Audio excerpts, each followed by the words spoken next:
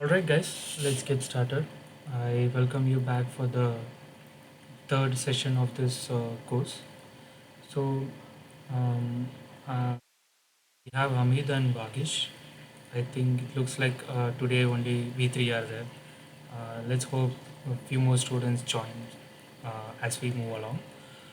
Uh, so, I'm not sure whether Vagish was present in previous sessions or not. But let me introduce myself as I'm used to do usually. I am Ganesh Kumar. I am a PhD student at IIT Gandhinagar. Basically, I will be conducting all the sessions for this course. So basically, for each and every week, I will be conducting a problem-solving session. Okay.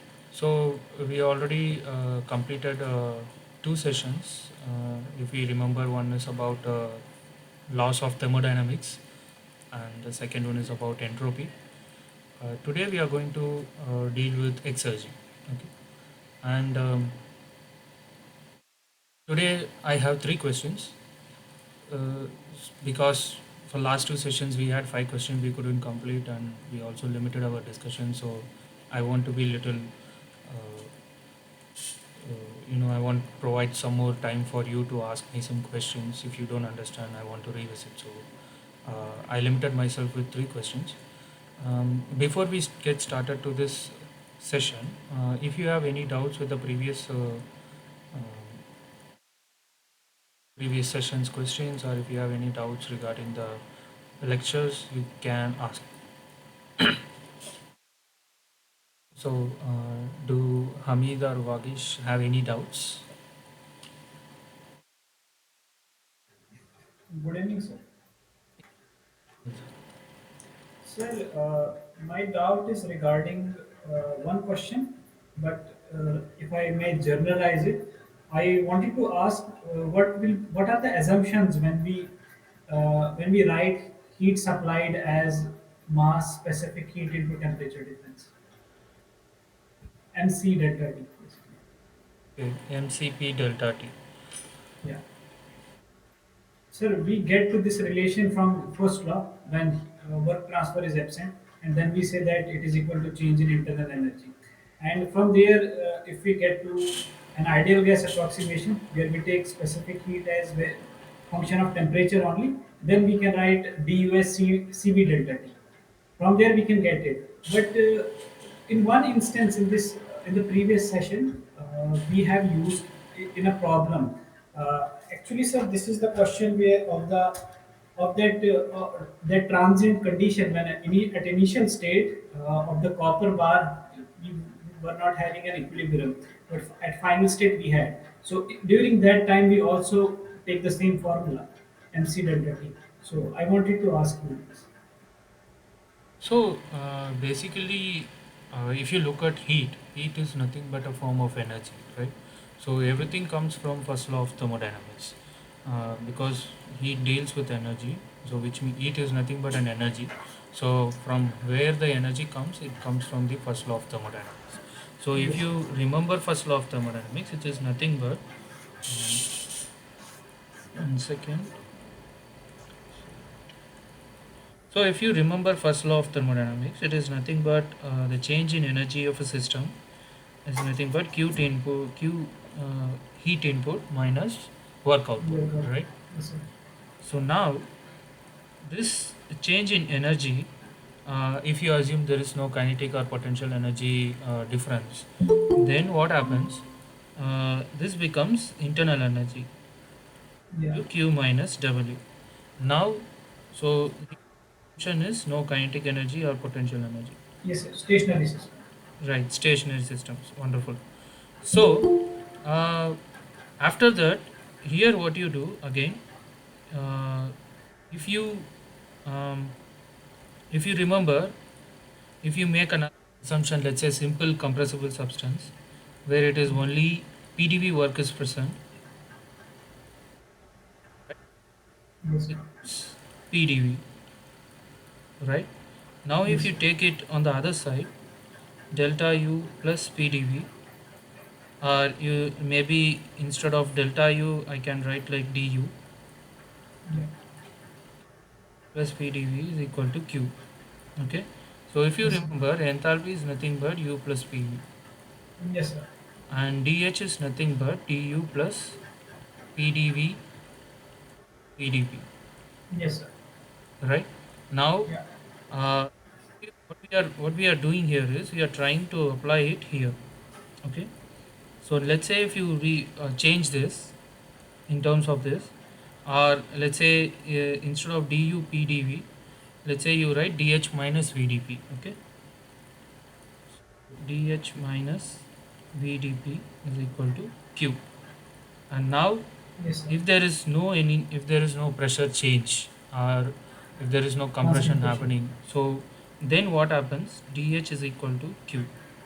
Yeah. Okay. Now dH is nothing but Cp dt. This is the I if I remember correctly, I think I must have told this. It's a calorific equation of state. Yes, sir. Function comes here, then only it becomes. In fact, let's write everything in terms of differential. I think I missed that. Okay. So then this becomes Cp times dt. Now the other assumption is Cp is not a function of time. Sorry, not a function of temperature, Yes, which sir. means Cp equal to constant. Then this becomes, then if you integrate it, it becomes Cpt, right? So this maybe you can multiply, um, let's say dq is equal to integral of Cpt. So all these are per mass basis. So when you Yes, write sir. it, mcp dt, that's it, t1 to t2. So all these assumptions come into picture. So this thing you will, this kind of heat input, when do you use is when you have, let's say, a mass. Okay. And Yes, sir. that mass is, let's say, solid or liquid, which doesn't undergo any uh, so which just undergoes temperature change, right? From T1 to T2, it just undergoes temperature change. Then you can write the Q is nothing but T1 minus T2. For some liquids, the liquids also undergo pressure change, right? Let's say for in Yes, sir. terms of compressor, at that time Q will be out or work input you need to give. So all those things depends on uh, pressure and temperature, right? So this is applicable only you have, let's say, a rod, a electrical heating, right? Or there is some stationary mass substance, and if you are just heating it from one state to next state, this Q is nothing but actually enthalpy change, Yes, sir. Sim- right? This Q is nothing but enthalpy change. So what you are doing is there is some enthalpy is just a function of temperature. Okay. So Yes, sir. enthalpy, you are changing from one temperature to the next temperature. So for that, how much heat is required is what this Q is. Okay. And it doesn't, you cannot apply it in terms of compressor or turbine. Even though when there is a temperature change, there is also pressure change. So the Q input actually also, in addition to temperature change, it also gives for pressure change. So the total Q input to the system would be different than whatever Q you will find here, mcp delta t. So, sir, basically CP will depend on temperature and pressure, and we will be using partial derivatives there. Is that the case? Cp is actually a function of temperature. Once you make a Let's say we simple have an ideal gas. For an ideal uh, gas, we can, for most ideal gases which are diatomic, let's say like air, the variation is not that much, and we can take it as a right. So basically, at least for this course, or at least for thermodynamics, you can assume that Cp is a function of temperature. It is not a function of pressure. Okay. okay, sir. Right. And this is so. So this MCP delta T just tells what is the enthalpy change of the substance. That's it.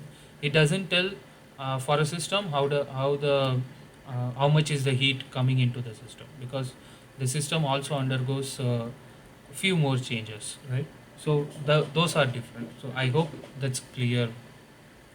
Yes, sir, it is clear. So for most ideal gases, let's say, and for anything which is solid.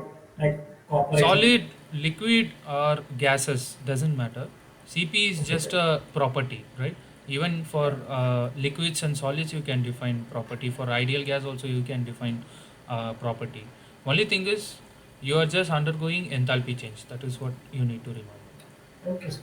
Thank you, sir. Mm.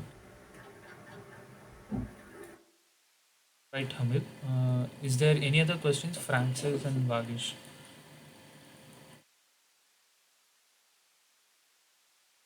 No, sir. All right. Um, so if there are no more questions, let's get started with today's question. Mm, So today, as I said before, we are going to deal with exergy, and basically I have three questions. One is about exergy, performing exergy balance in a closed system, and other two is about performing exergy balance in a open system. Let me check my recordings once. Okay. All right. Let's get started. So the first question deals with a radiator of a steam heating system has a volume of 20 liter and is filled with a superheated water vapor, okay, at 200 kilopascal and 200 degrees Celsius. At this moment, both inlet and exit valves of the radiator are closed. So you can assume it as a closed system. So once the steam is filled, they closed the valves, inlet and exit valves. And after a while, it is observed that temperature of steam drops to 80 degrees Celsius. So from 200 degrees Celsius, it has dropped to 80 degrees Celsius as a result of heat transfer to the room air. So the closed system is not an adiabatic wall. It has it undergoes or it transfers its energy from the system to its surroundings, or in this case, room air. Okay, which is at 21 degrees Celsius. Assuming the surroundings to be at 0 degrees Celsius, determine the amount of heat transfer to the room, okay, and maximum amount of heat that can be supplied to the room if this heat from the radiator is supplied to heat engine that is driven by heat pump. So this second part is quite I won't say complicated, but it is little difficult to understand. We will come to that later. First, let's try to find the amount of heat transfer to the room. As the heat engine operates between the radiator, and assume the heat engine operates between the radiator and surroundings. All right. So we'll come to the second part of this question. Before that, let's try to understand the question and try to solve the first question. Okay. All right. So where do we start? So we have a radiator. Let's say we have this steam and there is a heat transfer. So basically, I have state one. Let me draw that. State one is nothing but P1 is equal to 200 kilopascals. T1 is equal to 200 degrees Celsius. All right, and this goes from state 1 to state 2. During that, some heat is getting out. So let's say we can call it Q out. And what is state 2? State 2 is 80 degrees Celsius. Okay, T2 is 80 degrees Celsius. So that is what been given. In addition, we have volume of the radiator to be,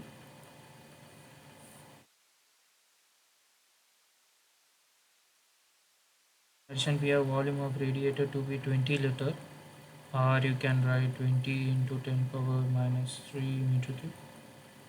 Okay, and that's it. So heat is transferred to the room. Room air is 21 degrees Celsius and the surroundings is 0 degrees Celsius. All right. Okay, so what is the amount of heat transfer to the room? That is what they are asking. What is this Q out? Basically, alright. So how do we find it? Does anyone have any ideas on how to find it?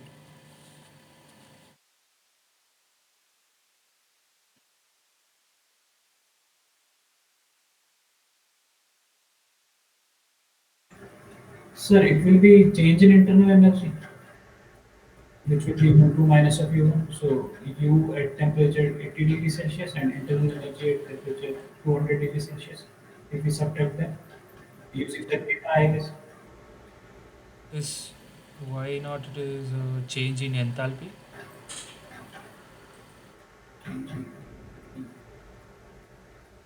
Because, sir, we can take internal energy because there is no work. So if we put in first law, we can also, I think, get to there. Okay. Yeah. So basically, what you have to do is, as you said rightly, you need to use first law. Basically, or in other terms, it's just a energy conservation principle. So let's say if you do that, it's going to be if and one more thing is no kinetic energy and potential energy, right? Yes. So once if you do that, becomes change in internal energy is equal to Q out. In this case, it's minus because heat is leaving the system, and there is no work. So work is actually zero, right? So basically, whatever Hamid said is true. We have to use energy conservation principle. All right. So if this is the case, Q out is going to be m of uh, the whole steam present inside the radiator times U2 minus U1. In this case,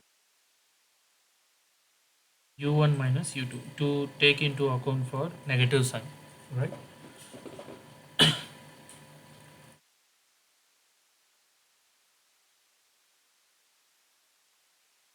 All right. So how much? Okay, we need to calculate U1 and U2, and this is steam. So does anyone have steam tables to calculate?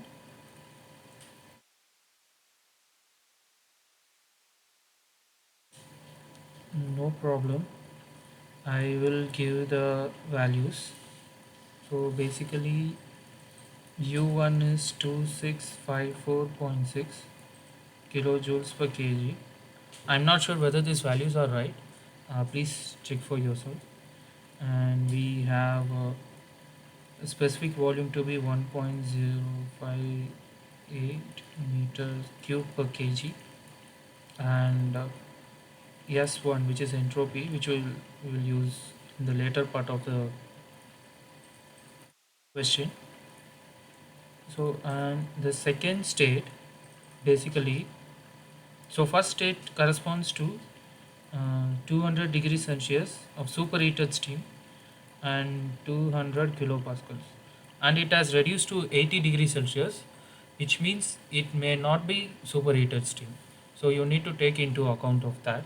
So you need to know how much what do you say, how much amount of steam has been converted to liquid water, and how much amount still stays as a steam. So that you need to take into account. So if you take that also into account, I have U2 values, which is 1015.6. So you already know how to do those things. You must have studied in thermodynamics course. So I'm skipping that part. If you want to know, you can ask me later. All right. So 3479 kilojoules per kg. So basically, these are the values taken from the table. Okay, and the volume is going to remain same. So basically, the specific volume also remains same. Okay, and uh, let's just quickly substitute all these value into it, and let's find the heat transfer. Oh, we don't know mass. So how do we find mass?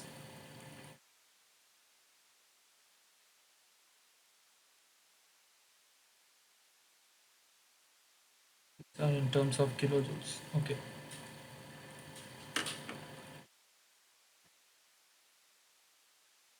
So we have to find mass. Yeah. What we have given is we have volume and we have specific volume. So if you remember, it's nothing but density times volume. Yes, yes, Sasikumar. Yes,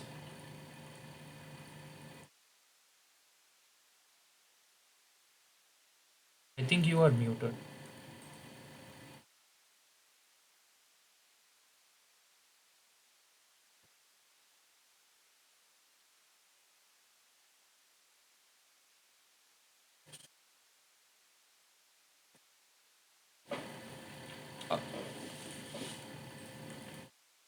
Sasikuma, if you couldn't unmute yourself, you can type your question in chat box. Okay. No, no, no, sir. No any question. Okay. Okay. Okay. All right, Sasikuma. Thanks. So density. We know it's one by a specific volume. So we can write volume by specific volume. In this case, specific. Um, both of them it's not going to change. So v1 is actually equal to v2 because it's a closed system, right? Let me write it here. v2 is equal to v1, and if that is the case, 20 liter divided by specific volume 1.0805. So once you find mass, you can find heat transfer. So can you guys quickly calculate how much is it?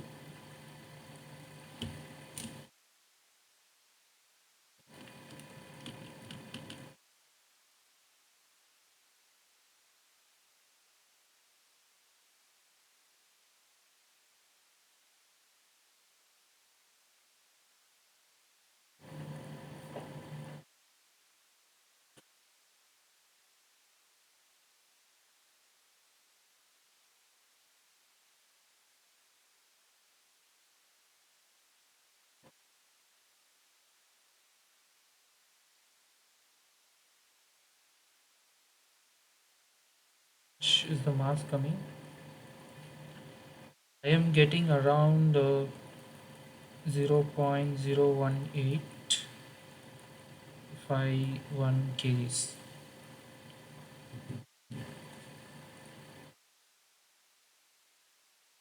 If you also get the same mass, then you can just simply multiply it in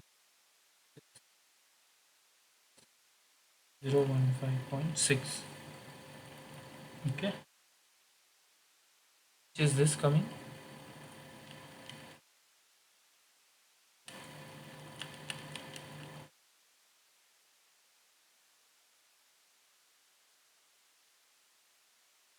So this should be in kilojoules because all these are in kilojoules.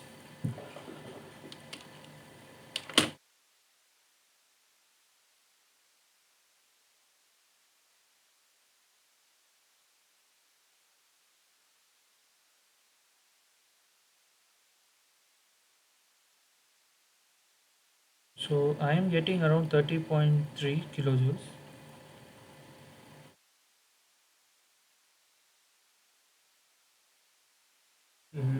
Looks like everyone kept your calculator somewhere else. Sir, this will be the final answer, sir. Can you repeat, Sasikumar?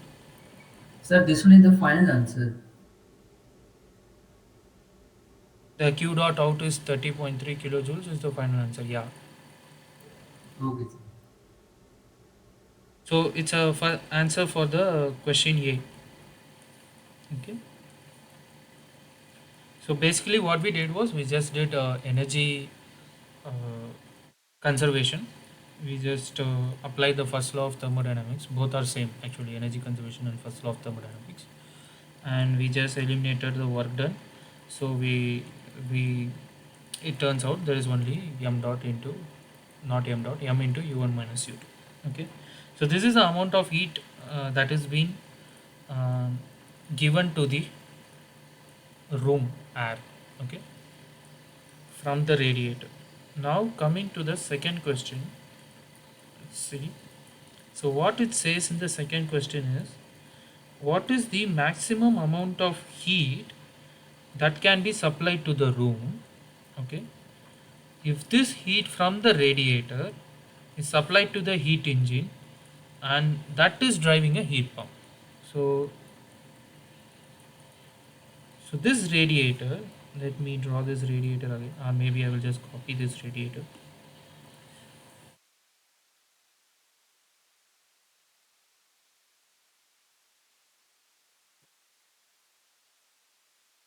So the heat from this, actually I'm using to drive a heat engine, okay, and then I'm giving a work output because heat engine gives work output, right? And that work output, you see, the amount of heat that can be supplied to the room, if this heat from the radiator is supplied to heat engine, and that heat engine is driving the pump, heat pump. So this heat engine is driving an heat pump. So let me draw heat pump also. Let me use different color. So I have an heat pump. Then I have a high temperature, low temperature. So this is going here.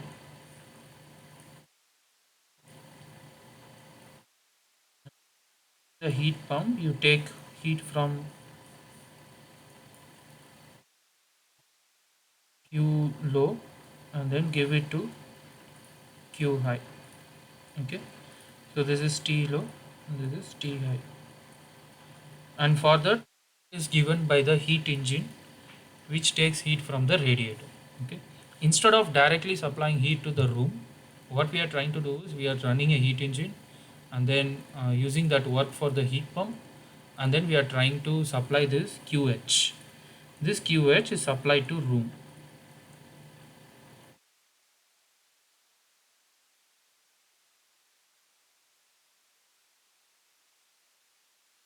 And the room is at 21 degrees Celsius and the surrounding is at 0 degrees Celsius.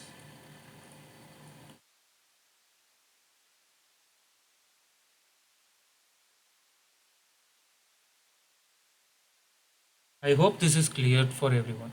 So heat engine must reject some heat. Yeah, indeed, it will reject some heat. Let's say some heat it is rejected. All right.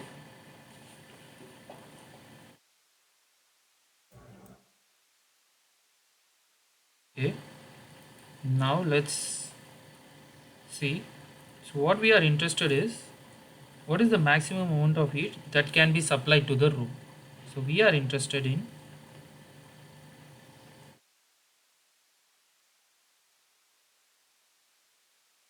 what is maximum QH. So because QH is supplied to the room, what is the maximum QH? All right. I hope the question is clear. Now it is up to you to answer me how to do that. So if you couldn't understand question, I can repeat it again.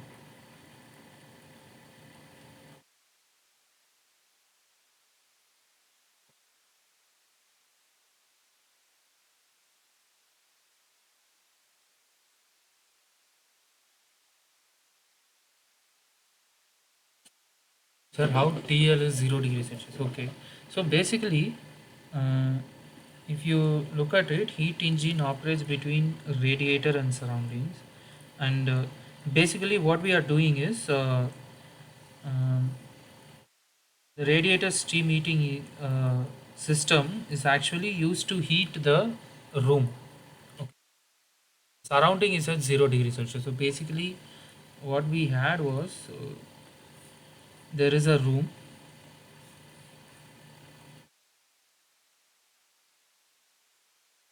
So this is a room and this is at 21 degrees Celsius and the surrounding is 0 degrees Celsius. So I had a radiator, steam radiator. This is the steam radiator.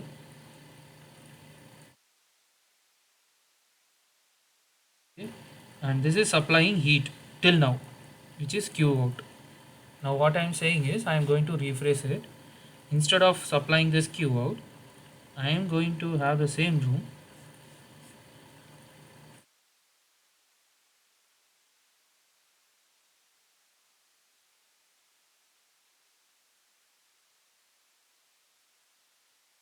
I have the same room which is at 21 degrees Celsius. Outside is at 0 degrees Celsius. And I have the steam radiator which supplies heat to an heat engine which exchange heat to surroundings, which is QR. So if you look at it, it's they already told that heat engine operates between radiator and surroundings. Surrounding is at 0 degrees Celsius, so it exchanges with 0 degrees Celsius. and takes the work output. Let me draw a little clearly.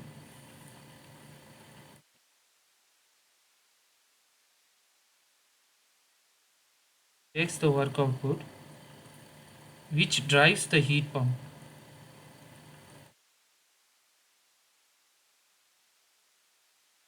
This is also from 0 degrees Celsius to the room, which is QH.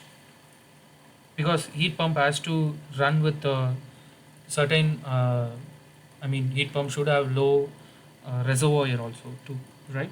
So this is to heat. So basically that's what we do, right? At this moment, while it is observed, the temperature of steam drops and the result of heat transfer to the room air. That is our ultimate goal. And we are assuming currently we just attach the steam radiator. Now we ran a heat engine to get the work output and ran a heat pump um, to get the heat rejection, and that is given to the room to heat the room. Okay, so basically it has to get from 0 degrees Celsius. So you cannot, the low temperature cannot be 21 degrees Celsius. Is that clear?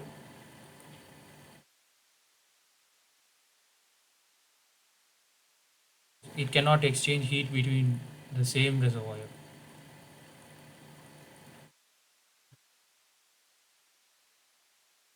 See what can we do.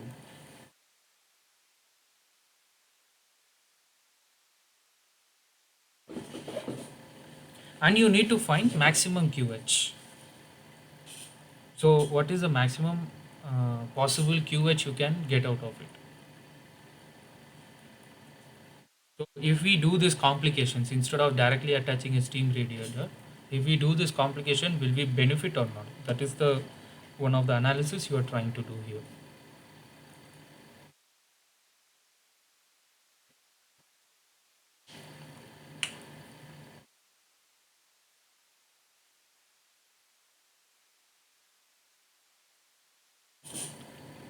Can anyone guess how can we do that? Your guess can be wrong. Please feel free to add your thoughts.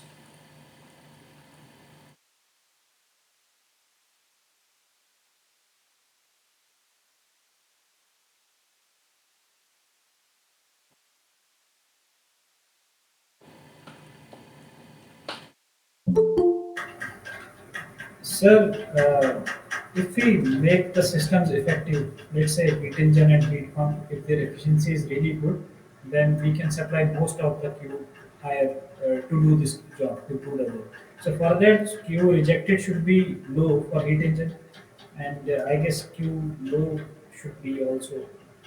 And then we need to be having a high CO coefficient of performance for heat pump as well. But for heat engine, maybe QR needs to be low. O- Okay. And maybe. So whatever you said is right. Let me rephrase your answer.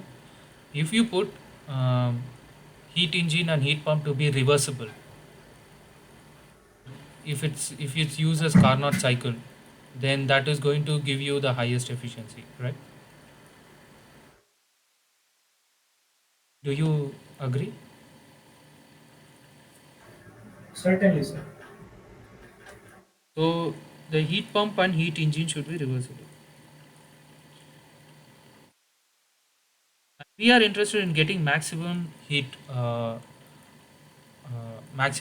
which can be provide to the room. So we can consider these two uh, cycles as a reversible cycle, or you can consider it as a Carnot cycle. That is not a problem.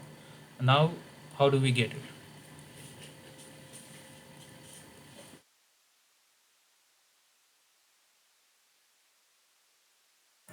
Sir, we can simply take efficiencies as a function of temperature rather than heat. So, like normally we have efficiency of heat engine dependent upon True. heat.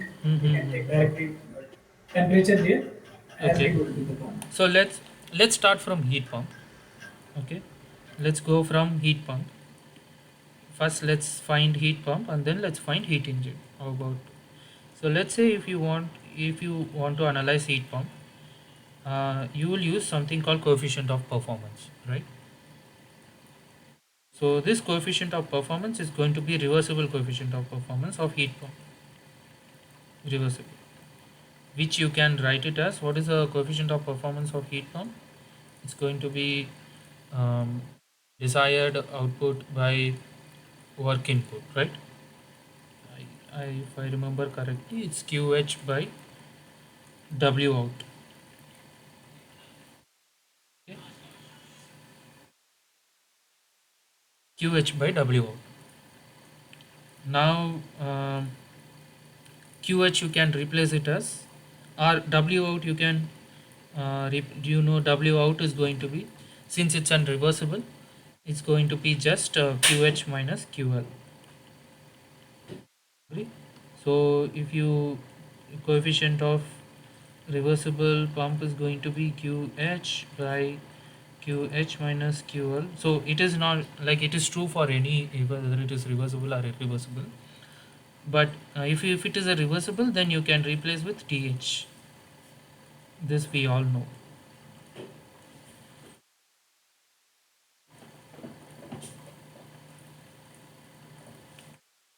Then what else we can do?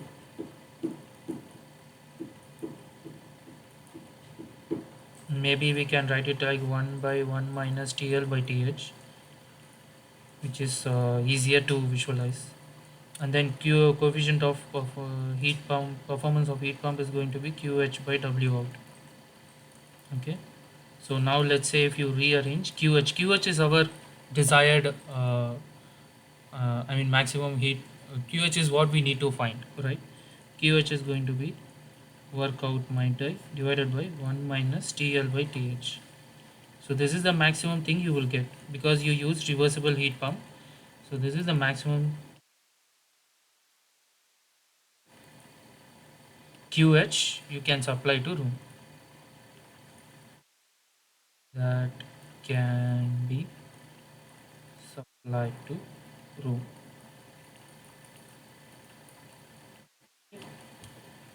So does everyone agree? Is this clear what we did? We just did heat pump. Anyway, we need to find QH. Here it doesn't stop here. We need to find QH. So now it turns out it boils down to W out. So now you need to ask the question, what is this W out?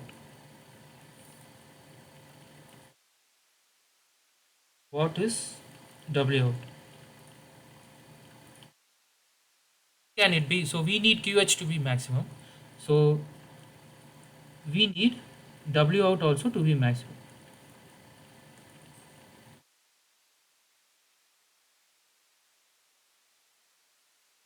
The QH can be maximum, right?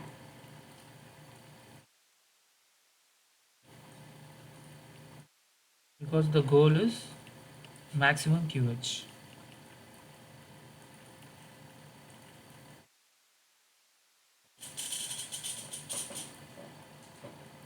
So then how do we find W out to be maximum?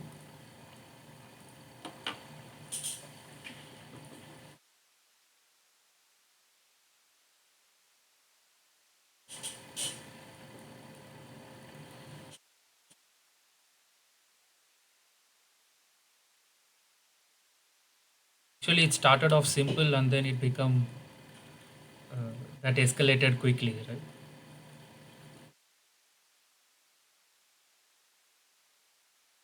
So what is the work output? How can highest reversible work output? So it is. So I already gave you the cue.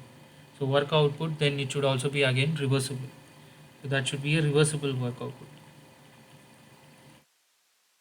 because a reversible heat engine.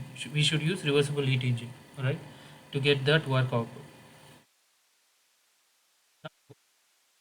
If you look at it, let's look at heat engine. So what is it heat engine operating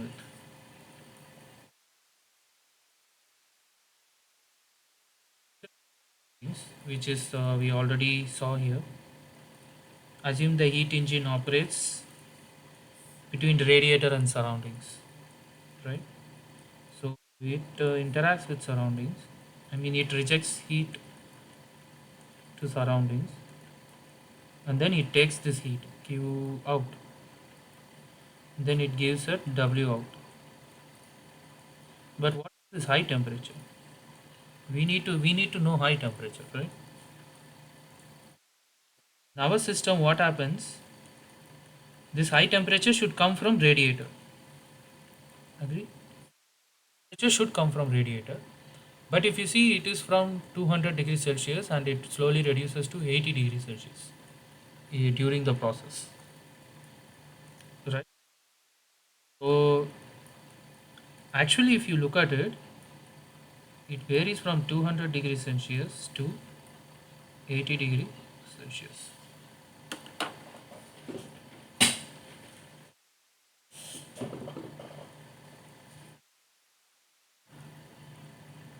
Now, how do we do it?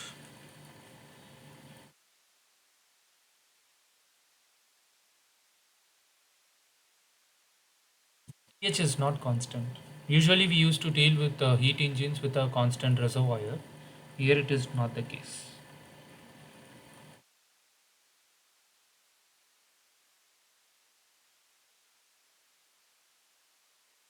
So does anyone have any idea how to do it? Sir, we did something similar with entropy change in the week two lectures, where there was this kind of a variation. Like initial state was not at equilibrium, but the final state was at equilibrium. This is the same thing. So there we took a volume strip of dV and Mhm. associated entropy with it, and then we integrated to get the whole chain.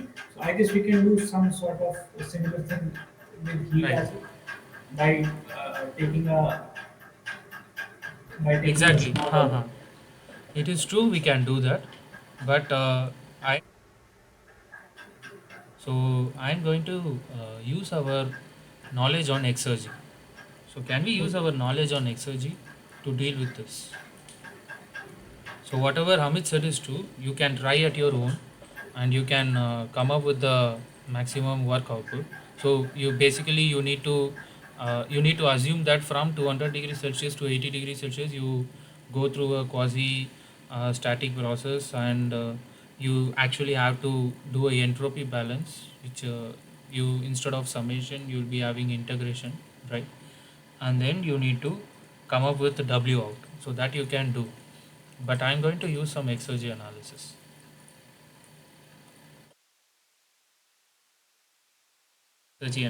to do this.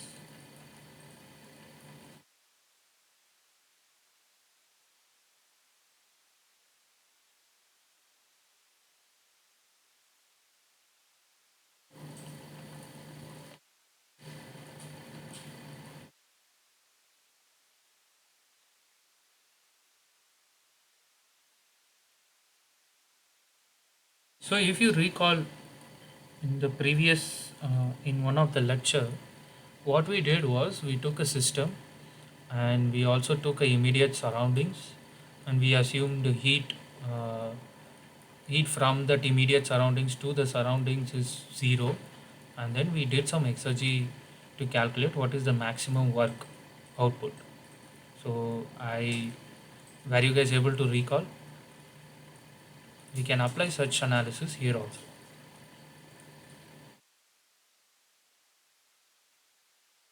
right? So that you can understand it. I am going to take this whole thing, okay? Only this thing, paste it, okay? And what I'm going to do is I am going to assume this is my system plus immediate surroundings. So here I'm removing with some surroundings 0 degrees Celsius, right? So T naught is 0 degrees Celsius. This is my system. Now, I mean system plus what do you say? immediate surroundings. The effect of the system is felt when there is a heat transfer.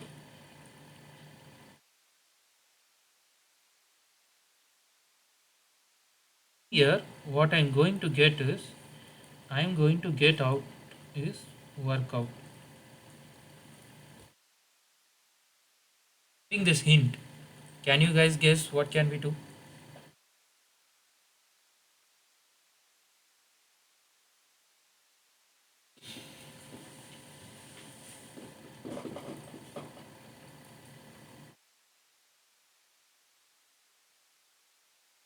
Wanted you to know that we no need to do this exergy balance, but if you do this exergy balance, it will be easier for us to find this maximum QH. We can go with the approach what Hamid said. It's totally fine.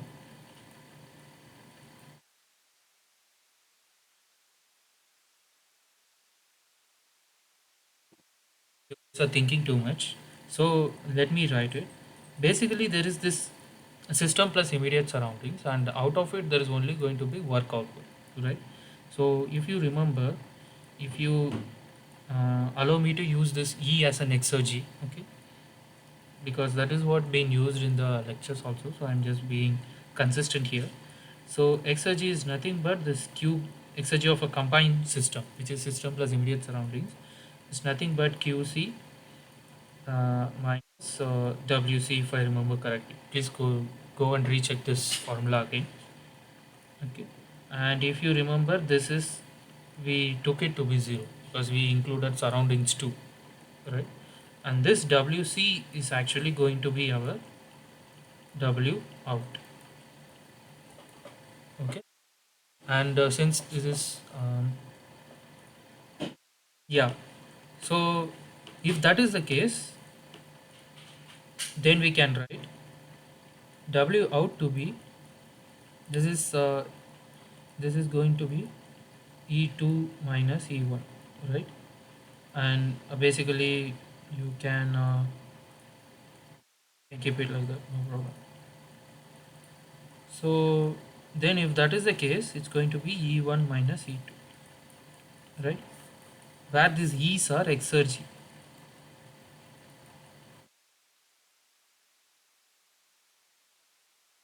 Okay? Now it should be straightforward, right? How to find W out.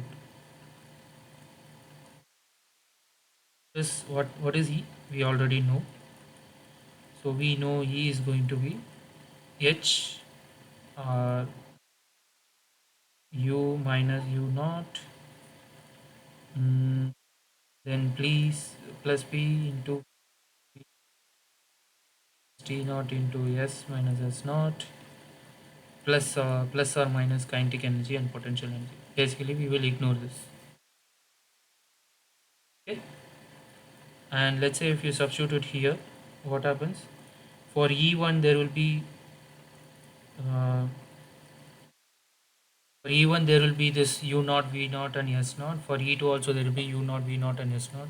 So those things you can subtract, and then you can write it like U1, sorry, U1 minus U2 plus P naught into V1 minus V2 minus T naught into S1 minus S2, right? And then since we these are all uh, has mass also in it, so you maybe we can write in terms of specific quantities, m into, and v1 is v1 is not going, v1 and v2 is not going to change, so we can ignore it to 0. We can write it like u1 minus u2 minus t naught into s1 minus s2. This is your work output, and this actually, this work output is the maximum work output you can get out of this combined system. So now you no need to go through heat engine, now you no need to go through other stuffs. You can simply use this exergy analysis to get this. So does that make sense before calculating? If you have any doubts, you can actually stop me anytime and you can ask me. Does this make sense?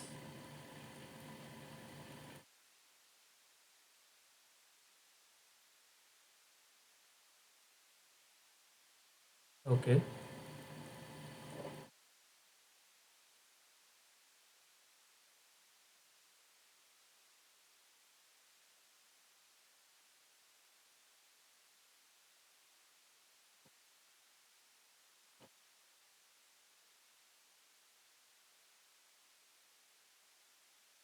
All right. Looks like everyone agrees with me.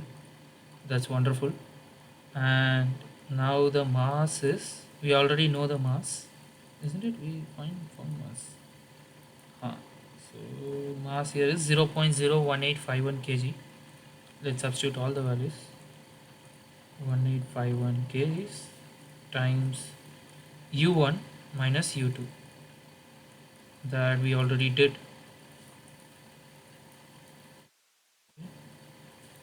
We already did here. So we can replace it with q out. So 30 minus 30.3 kilojoules and m into t naught into s. Let me not confuse you guys. So let me write it out separately. 2654.6 minus 1015.6 minus T naught is 0 degree Celsius, which is 273 Kelvin, times S1 7.5081 minus S2, which is 3.1479. Okay, and this is going to be your work output. In fact, this is the maximum work output you can get. Let me also write max here.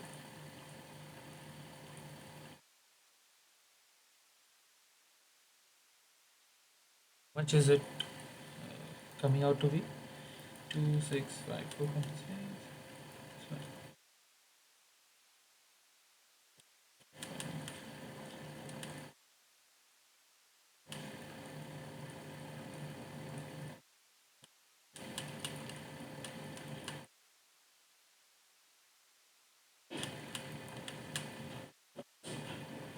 8.3. Thanks, Amit. We have something called something like 8.3 kilojoules. So this is the maximum output. So from here you can easily find what is QH, because we already derived this before. So the maximum QH max is nothing but work output max divided by 1 minus TL and TH. What is TL? TL is going to be again 273 Kelvin. TH here it is room, right? So where did I write? TH is 21 degrees Celsius. 21 in 21 plus 273. How much is that? 294. Now let's put it all together. How much is it coming? QH max.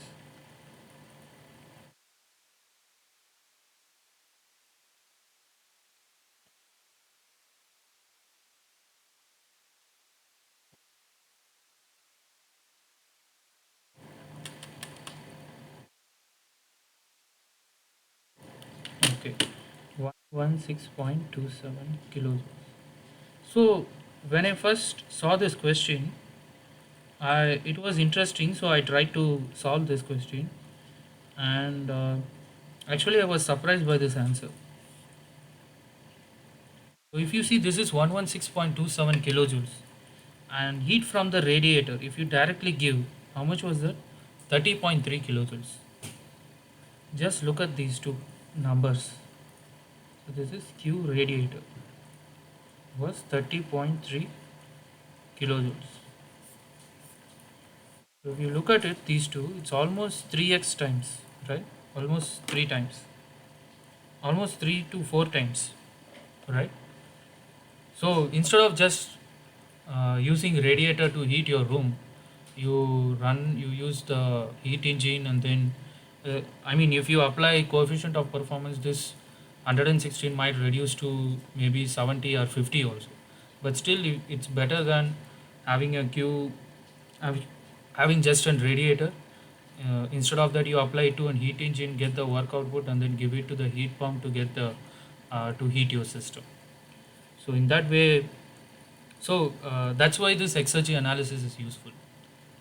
The, you will find out interesting ways through which you can reduce the irreversibilities. In fact, since you are applying heat directly to the, you are actually uh, applying it because of temperature, because of temperature difference, heat flows, and that is the most what do you say, inefficient way of having a, like in terms of exergy analysis, it's the most inefficient way of taking any work output, right? Instead, if you give it to a heat engine and run a heat engine and get a heat pump to give a heat rejection, that way you will reduce the irreversibilities. In fact, even though each and every component of heat engine and heat pumps adds its own irreversibilities, still it looks like it's quite interesting. That's why I thought I will share it with you. Anyway, um, if you have any doubts, you can ask me. Yeah, I think it's clear to everyone.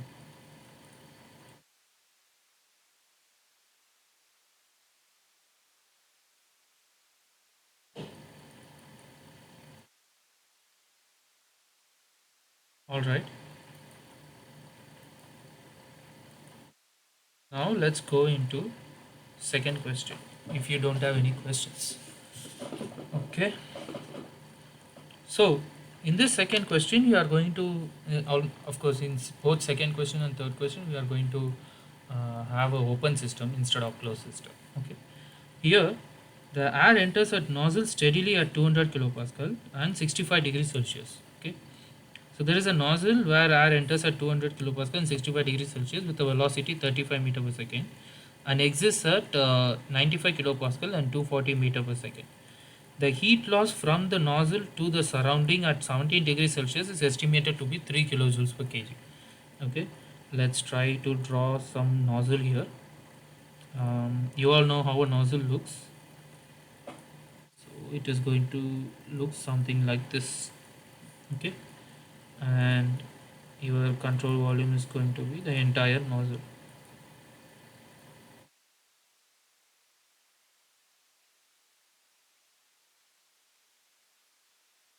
There is a air in and air exit, and at the inlet, let's say it's 1. So P1 is 200 kilopascal, T1 is going to be 65 degrees Celsius, and V1 velocity is nothing but 35 meters per second. And at the exit, let's say P2 is at 95 kilopascal, and V2 is going to be 240 meter per second. The heat loss from the nozzle, okay, we have some T naught is 17 degrees centigrade, and there is a heat loss. Okay, heat loss from the nozzle, Q loss, it's going to be 3 kilojoules per kg. All right. Now we were asked to determine exit temperature, which is T2. Okay, here we have T2. What is this T2? We were also asked to determine what is the exergy destroyed. Let me denote it as ED. Okay, exergy destroyed.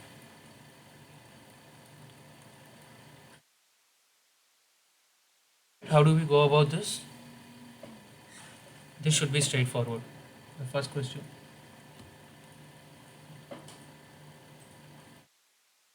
Question number A. What should we do? Temperature.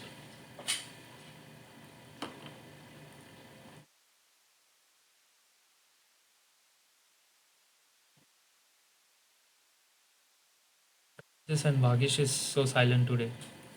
First law. Okay. All right. We need to apply first law.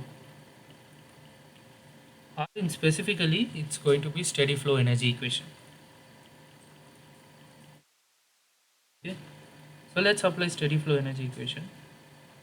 How do we apply? So there is going to be energy in, is going to be energy out. Right. This is going to be a steady flow because it's already given. It's a steadily, right? Um, that is the case.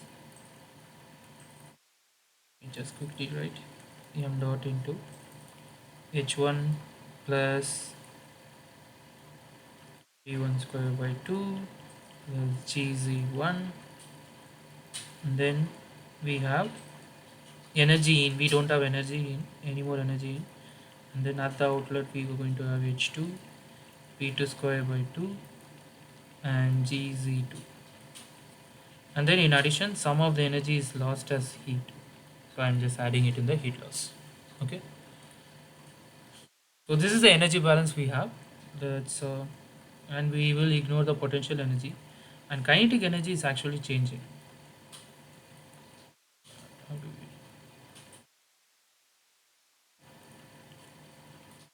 because velocity is changing from 35 to 240 meter per second. We should not neglect kinetic energy. In fact, the principle of nozzle is to accelerate the flow, right? Or is to allow expansion via acceleration. So we need to consider the change in energies. So basically, it converts from let's say internal energy of the system to kinetic energy of the system. That is the conversion process goes on in the nozzle.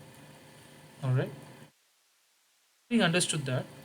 Let's quickly.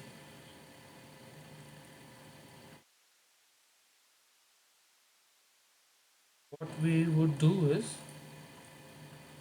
so basically, if you look at it here, it is in terms of kilojoules per kg. Here it is in terms of kilojoules. So actually, we can divide by m dot. So if I rewrite it, it's going to be. It's actually here. It is in terms of kilowatts, right? If you divide by kilojoules per kg. So please note that it's going to be h1 is equal to h2 plus v2 square by 2 plus q loss. Or maybe what I would do, I would actually rewrite this as m dot into q loss. Okay. So then we can actually remove all the m dots, and of course it's a steady state, right? And what we know here is we know velocity is inlet and outlet. We know enthalpies at the inlet. We know q loss. We if we find h2, we can find the t2 basically. So let's rewrite this equation. H2 is going to be h1 plus v1 square by 2, v1 square minus v2 square by 2 plus q loss. And heat is lost, so you should yeah, I mean I already took that into account.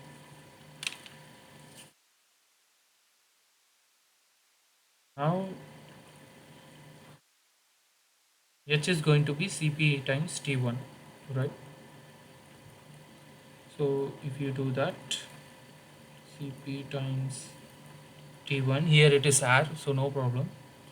Cp times t1 plus v1 square and v2 square, 35 square minus 240 square divided by 2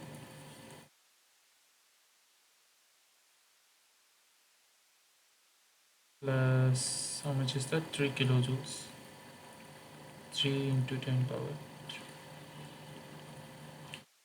So Cp, how do we find Cp? So it's an R. What you could do is you can assume it.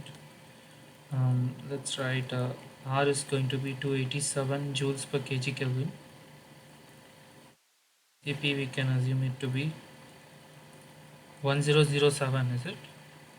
Yeah, 07 or 04. Okay. Times T1. T1 is going to be 65 degrees Celsius. 65 plus 273 is going to be 338. 338 plus something plus 3 into 10 power 3.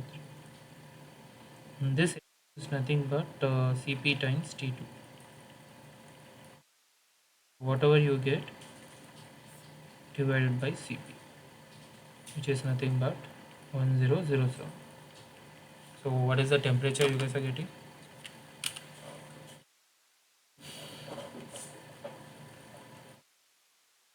35 square minus 240 square divided by 2 plus 3000 plus 107 times 338.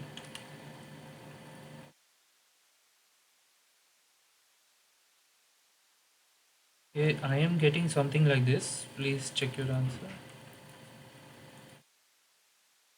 Divided by 1007 is going to be mm,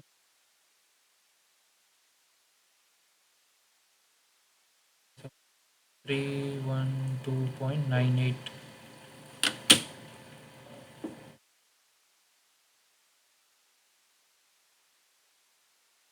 Kelvin. So how much is 312.98 Kelvin?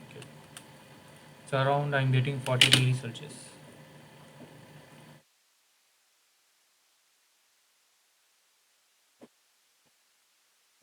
I might be bad at algebra, so if it is wrong, please let me know.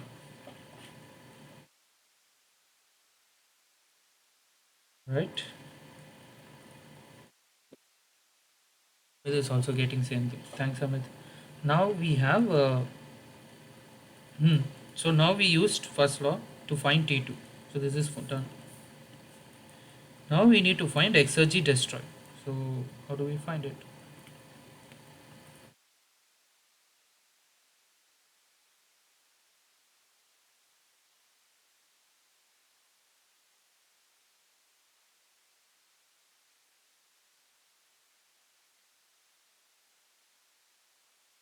So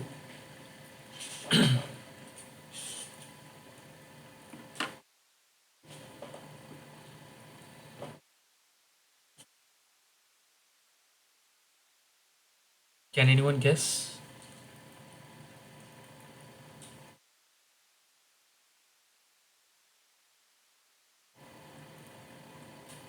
Exergy destroyed. During this expansion process, there is some heat lost, and associated to this expansion process, there is some exergy also lost. So you are supposed to quantify that exergy loss. How do we do it?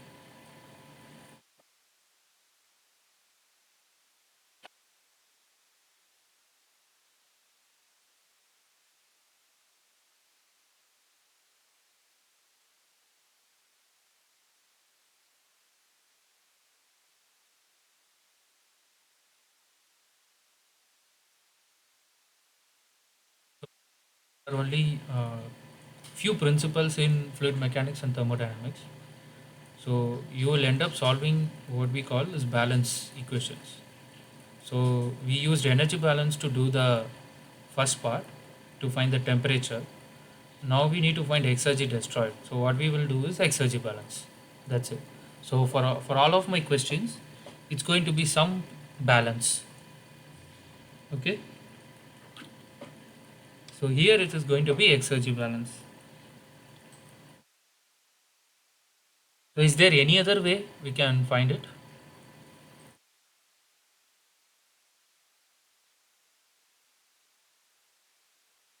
We can do it. We can do exergy balance.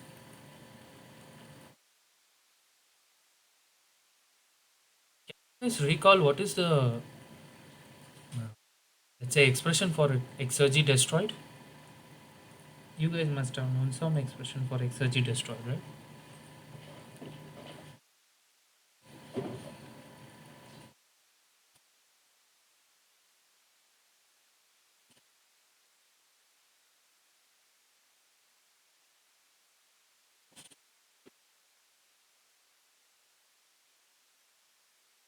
If you go back and look at the lectures, you will find exergy destroyed is nothing but T naught into S generation. S generation means entropy generation.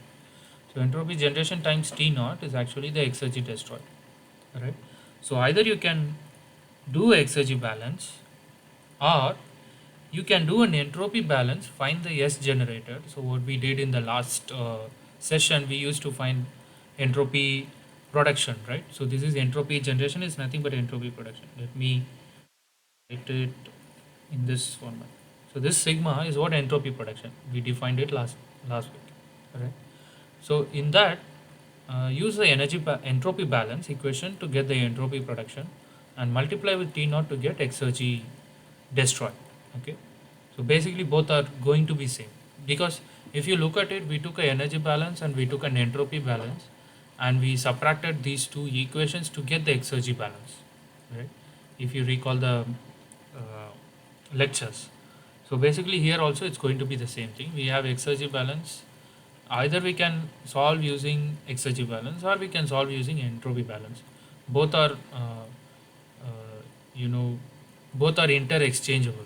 If you solve this, you can find exergies. If you solve exergies, you can find entropies. That's it.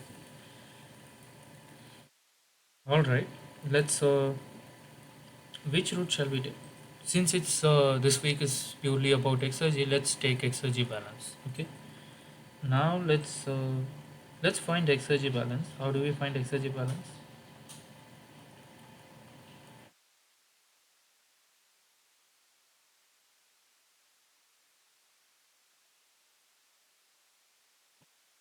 So the same thing what we did, we take the nozzle, we take the immediate surroundings, we remove the heat flux, right? And then we will just put the exergy uh, destroyed, right? Basically, you guys didn't ask me about something.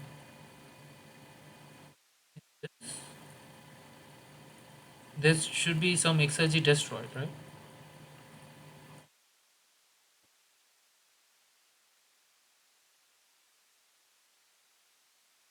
Which is basically ED.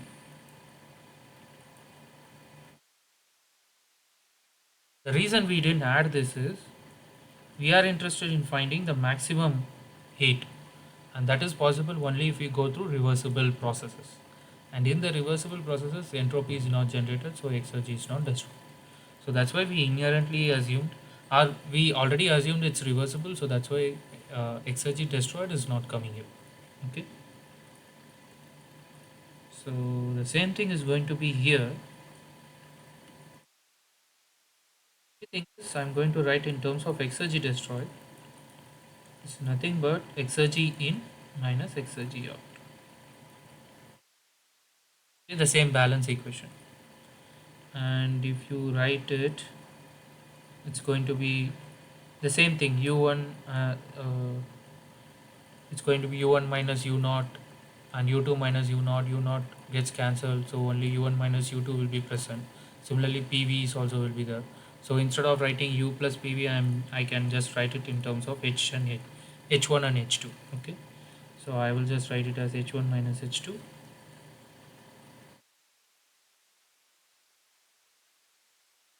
T naught into S1 minus S2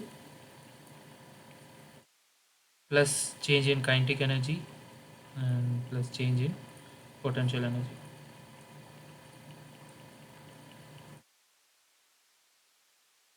right? And what we did was we already saw that this H2 minus H1 minus H2 plus change in kinetic energy, these two things give rise to Q out, right? Either we can do this, or you can just simply substitute all this, because anyway we know everything.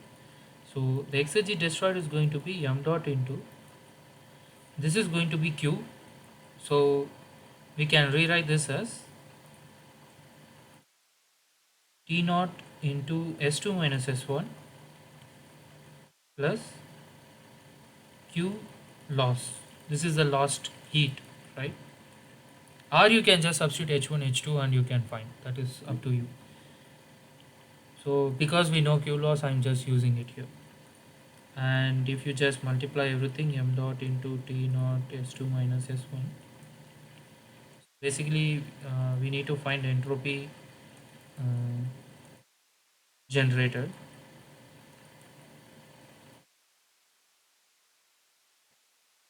Just a second. Did we got Q loss? Okay, Q loss. So we need to substitute Q loss, capital Q. Okay. Then since we can take m dot to the other side, Et by m dot, this is going to be Q loss. So Q loss is already given 1.7. Is it 1.7? 1 second. Not 3. Okay. 3 kilojoules.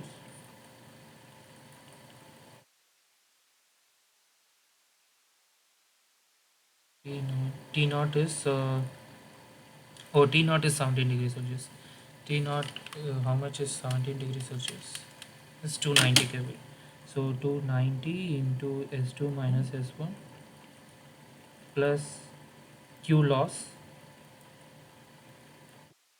Q loss is 3 into 10 power 3. This is the entropy destroyed. So we need to find S2 minus S1. Mm, you all know the formula S2 minus S1. Is S2 minus S1? So it's Cp ln of T2 by T1 minus R ln of T2 by T1. Minus R ln of P2 by P1.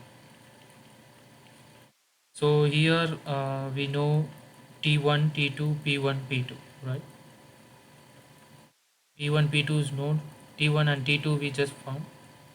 And Cp we can take it out to be 1007 kilojoules per kg.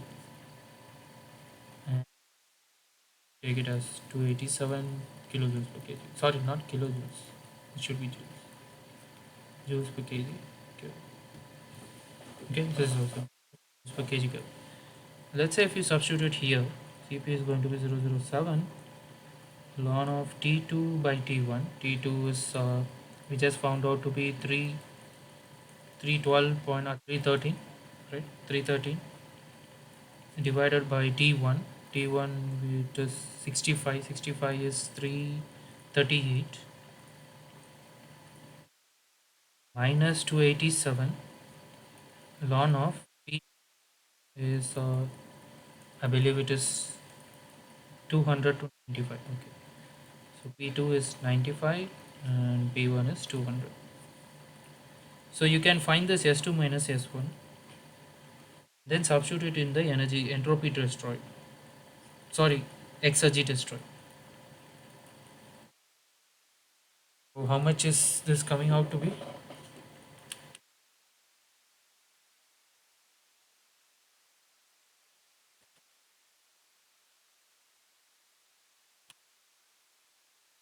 136 point.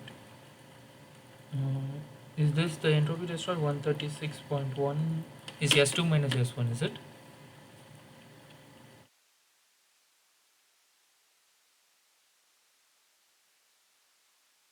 Okay, and how about entropy destroyed?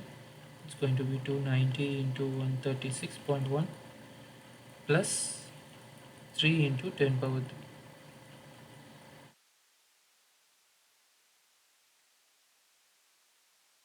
36.21 plus 3.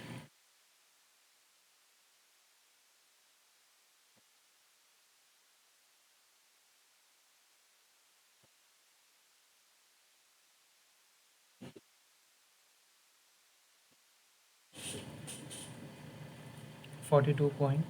Wonderful. So 42.5 kilojoules per kg. Okay.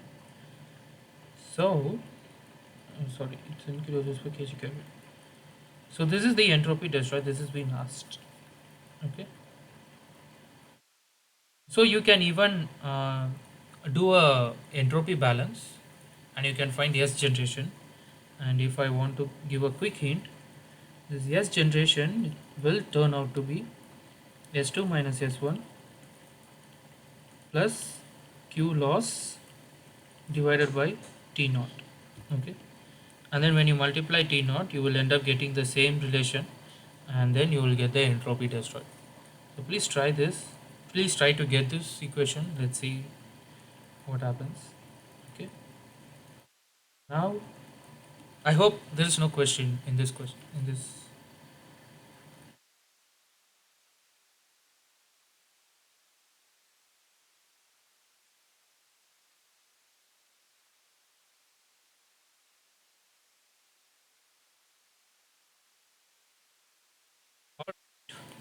if there are no more questions, we have another steady flow device. Ambient air at 100 kilopascal and 300 Kelvin is compressed isentropically in a steady flow device. So we have a compressor actually. Here it is compressing to 8.8 megapascal, right? Determine the work input to the compressor, the exergy of air at the compressor exit, and the exergy of compressed air after it is cooled to 300 Kelvin at 0.8 megapascal. So basically, we have a compressor which compresses from P1 to P2, and then this air which we compressed, we are allowing it to cool 300 Kelvin again. So during this process, what is the work input to the compressor, what is the exergy at the exit of the compressor, and what is the exergy of compressed air after cooling is what we need to find. So let me just quickly draw a compressor here. So you can draw a compressor like this.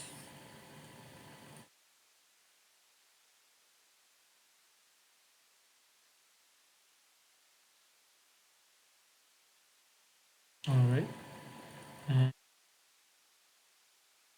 basically we have inlet and it will go out. So 1 to 2. Okay, so one is 100 kilopascal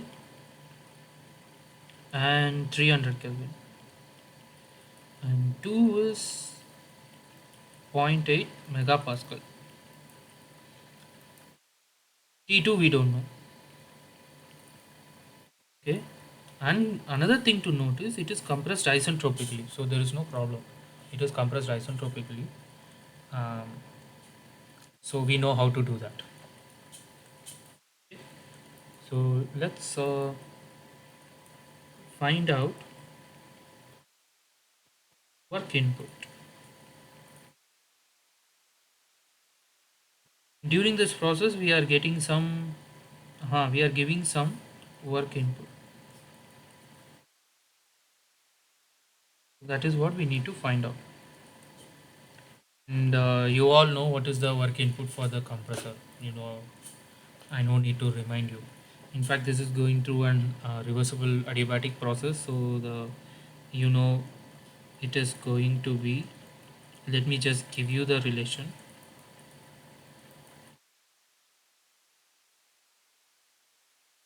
T1 is it? Gamma T1 by gamma minus 1. Gamma or T1 into P2 minus P1 whole power gamma minus 1 by gamma minus 1. How do we get this, right? I hope. Uh, Again, it is same thing. It is from first law. You do the integration from one to one pressure to the next pressure. It's nothing but VdP. You do, and then we know that uh, PV power gamma is equal to constant. We apply that, and we get that. That's it. So I hope this is clear to everyone. It's just repetitive formula, so I'm just not giving it. I'm not deriving it. So we have this gamma. So basically, in the lectures, you will use notation as n. I'm using gamma here, if you don't mind. So here we are taking the gamma to be 1.4. It is not given in the question, so let's take gamma to be 1.4 and R to be 287 joules per kg Kelvin. Uh, it's 1.4 into 287 into T1, which is 300 Kelvin, divided by 1.4 minus 1. How much is the work input you guys are getting? 10 power 3 divided by 100 whole power zero point 0.4 by 1.4 minus 1. Again, this work input is obtained from first law. So everything is work input or in everything is obtained from first law. Okay. So you can actually, I'm just not deriving this formula because you already know about this. You must have learned in thermodynamics itself. How much is the work input you guys are getting?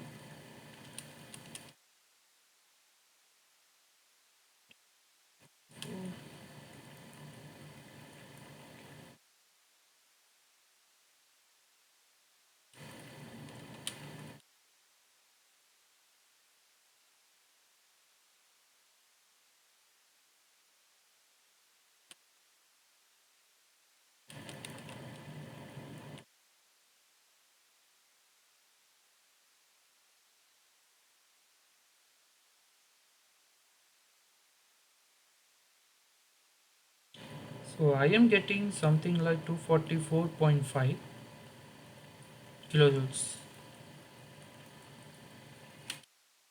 Is correct. Kilojoules per kg actually.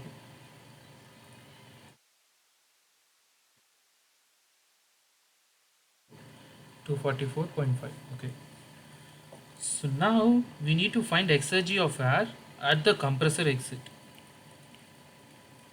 Exergy air, exergy of air at compressor exit, which is basically they are asking E at 2. Okay.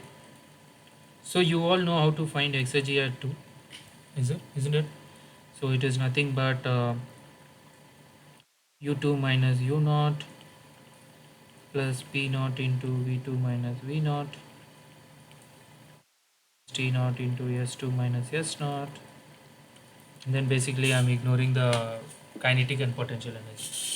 That is default. I mean here compressor is not going to change that much. So Kp naught.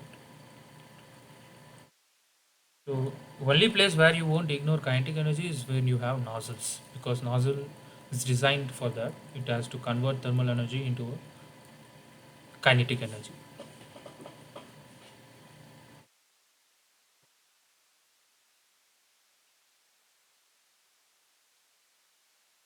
We have U plus PV, we can replace it with H2 minus H naught.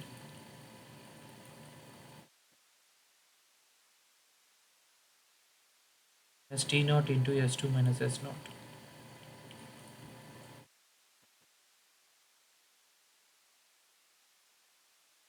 This is E2. Can we do any other approximation?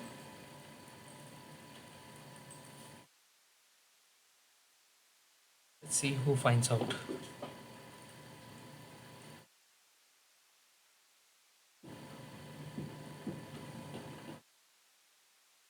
Do we need to find this S2 minus S1?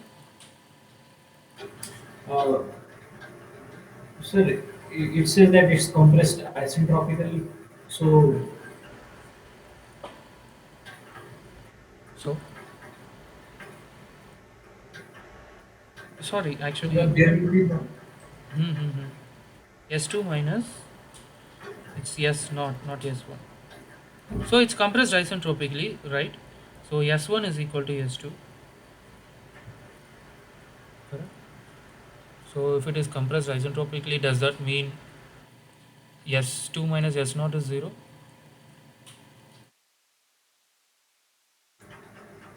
Sir, not yes, sir. It will be because there is no heat transfer as well. So isentropically means internally reversible adiabatic. So normally we have to take two things in entropy change. The first is entropy change by heat transfer, which is entropy transfer, and then entropy production. So in this case, both of them will be zero. So S2 will be equal to S1. Uh, Hamid, you need to note that compressor is isentropic. But here you are writing exergy of air at a compressor exit with respect to the surroundings. You see, it's not zero. Zero is not, so air can enter the compressor at any conditions and leave the compressor at any conditions. But surrounding temperature, you have Yes, sir. something else, right? Surrounding, we have some surrounding temperature. So this zero is from actually surroundings. It's not from 1 to 2. So at 2 we have some mass, and what is the maximum amount of useful work you can get out of this mass? It was is what is called exergy, exactly, right? So it has nothing to do whether it has gone through compressor, whether it has gone through, it has nothing to do with. At the exit, I have some mass, I have some air. Does it have how much exergy does it have? How much amount of useful work I can get out of it is what this we are going to find out. That has to do with uh, surroundings, right? It has nothing to do with whether it has compressed isentropically or not. So S1 will be equal to S2, but then again S0 is different. S naught is different, right? Yes, got it. There is one more catch. Here, please look at it. This is the ambient air. Using ambient air. So basically, your T naught is also 300 Kelvin. So your surrounding is also ambient. So basically, you are taking the air at the ambient. So in that case, this S1 is actually equal to S naught. Is that clear? Because the surrounding is also ambient. The N first, the stage, what do you call the stage one is also ambient, right? The ambient air is entering. So in a way, we can cancel this S2 minus S naught simply because S1 and S naught are same. Right? Is that clear? What I am trying to say? The reason is Yes, it sir. takes ambient air. So that is the reason. So that is the reason you can cancel it, not because it's an isentropic process. I want to make sure that is clear to you. Yes, that is clear. Okay. So having understood that, this can be replaced with Cp times T2 minus T naught, and this is going to be E2. So this is Cp is nothing but 0.007 times T2. Did we find T2? Oh, right, we didn't find T2. T2 minus 300 Kelvin. Since it's an isentropic process, we can find from T1, right? So, so P1 by what is the relation? Going to be T2 by T1 is equal to, uh, if I am right, it's going to be P2 by P1 whole power gamma minus 1 by gamma. So here we use isentropic to just find the T2 to find the exit of the compressor temperature, and then from there we will find how much amount of useful energy we can get out of it. That's it. Okay. So if you rearrange this, it's going to be P2 and P1 we already know, gamma minus 1 by gamma. So T2 is going to be, T1 is 300 Kelvin, P2 is zero point 0.8 megapascal, and this is 100 kilopascal. So you can write it as 800 by 100. Whole power gamma minus 1 is zero point 0.4 by 1.4. So how much is that coming out to be? Sorry. Yeah, yeah, it is right. Okay. It's a power.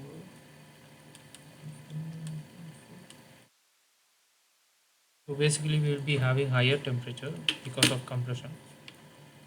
So I am getting out to be 543.43 Kelvin. Okay. So that is correct. We have 543.43 minus 300. So exergy at the exit. So that is what it's been asked. So if we calculate this,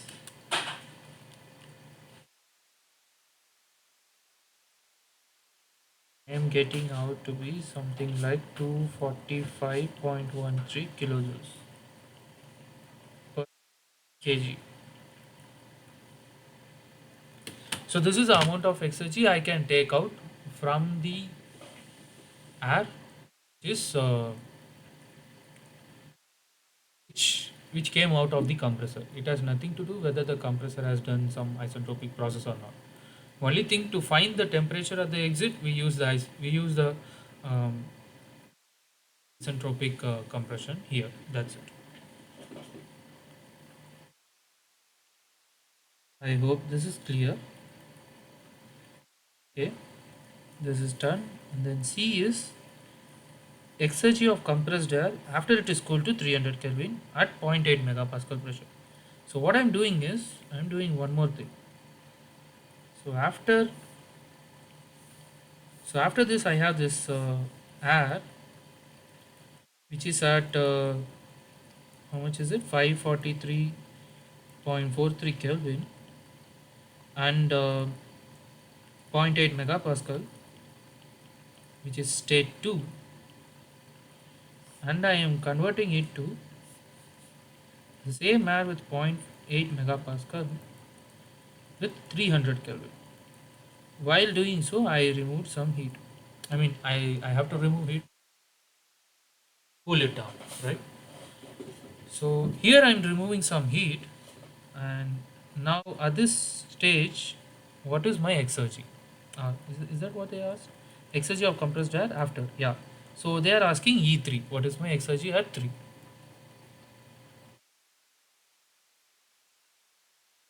So it's going to be the same formula, E3. E3 is also going to be H3 minus H naught, T naught into S3 minus S naught, right? Plus kinetic energy and potential energy, I am just ignoring. So if you look at it, we always see only kinetic energy and potential energy, but if heat is present, we have this 1 minus T naught by Tj factors, right? Even if work is present, we have another P times V minus V naught factor. But for kinetic energy and potential energy, that factor is not there. The reason is the total kinetic energy and total potential energy can be efficiently converted into useful work. That's the reason exergy doesn't have any multiplication factors to kinetic energy and potential energy.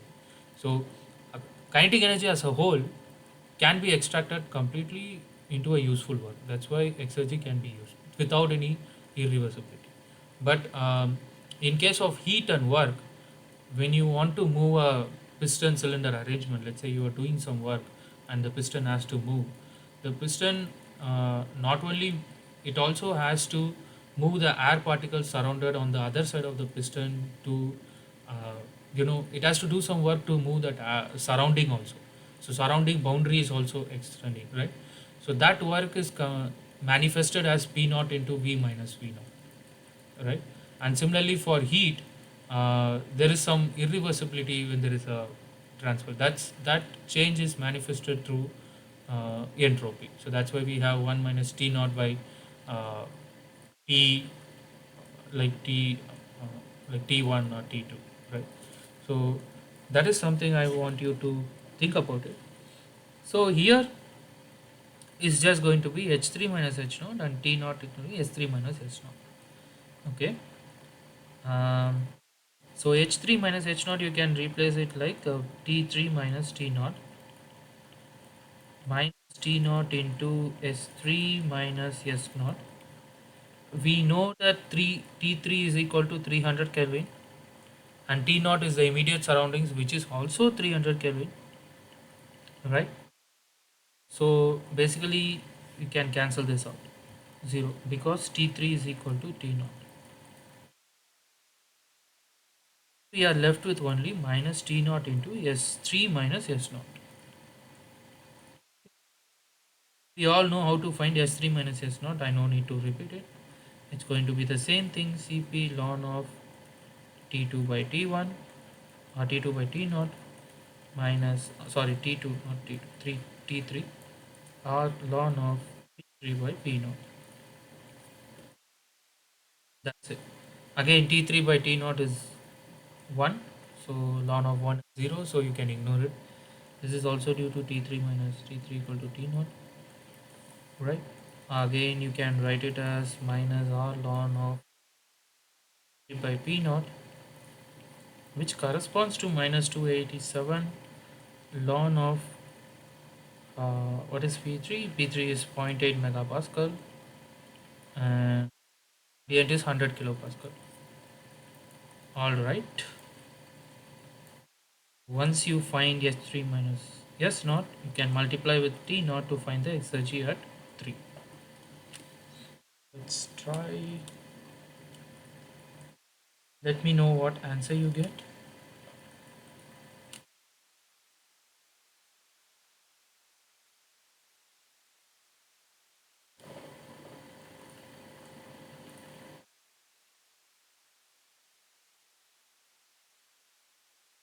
Basically, it's ln of 8 times 287. I'm getting something like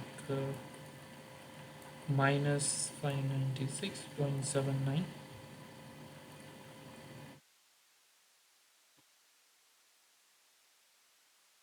kilojoules per kg, and when you multiply with T naught, getting something like minus 179.04.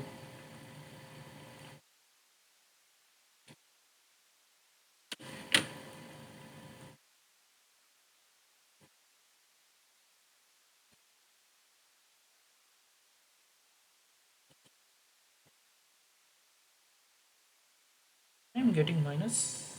Okay, I already have one more minus. Sorry, probably is not minus.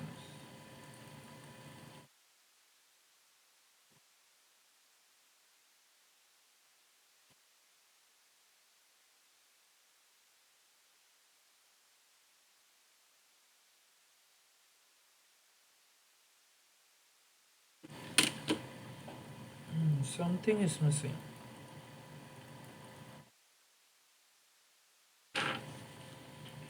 Why exergy coming out to be negative?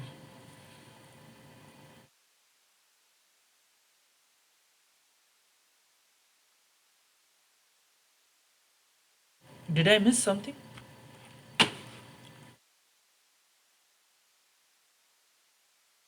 Exergy actually shouldn't be negative, right?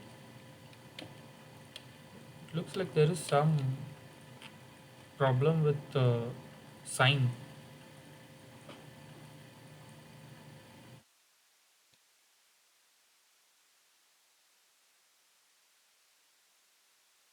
Oh, okay, okay. Sorry, sorry, sorry. So there is this sign, minus sign here. Minus into minus plus. Sorry. 3 is going to be minus of T naught into. Did I forget that? Yeah, no. Okay, S3 minus S naught. Minus 300 times 59 minus of 596.79, which is equal to, sorry, this is not joule, it's just joules, so which is equal to 179.04 kilojoules per kg, right? So this exergy should always be positive, please remember that. That's why I was a bit confused. Okay, now yeah, let's see something interesting. So what we did was, we just cooled it. So what was E2? E2 is 245.3 kilojoules per kg, right? Now if you see here, it has, while cooling it, it lost heat. So again, some amount of useful work has been lost, right?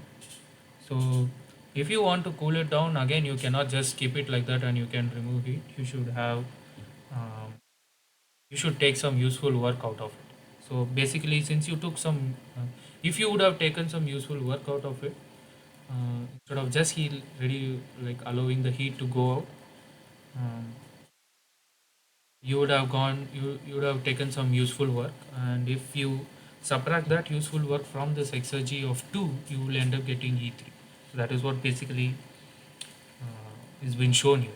Or basically you can say, when you cool it, it actually exergy decreases, right? Because you can, there is a potential for you to take some energy out of it. Okay, I hope this is also clear.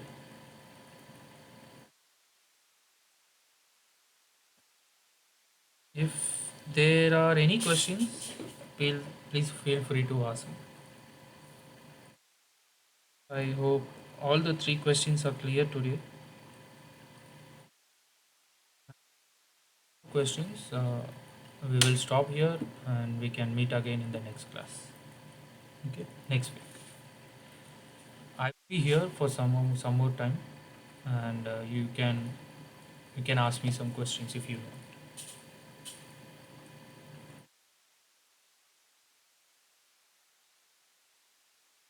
Thanks, Amit. Francis, you've been silent today.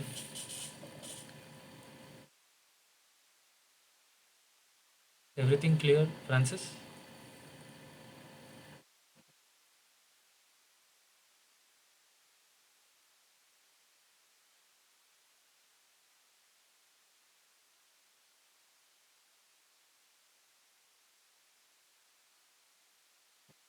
Like Francis, mic is not working. All right, no problem. So if there are no any questions, you can ask me. I will be here for next 10 minutes. If you have no more questions, let's meet in the next class. Okay. Thank you for attending the session.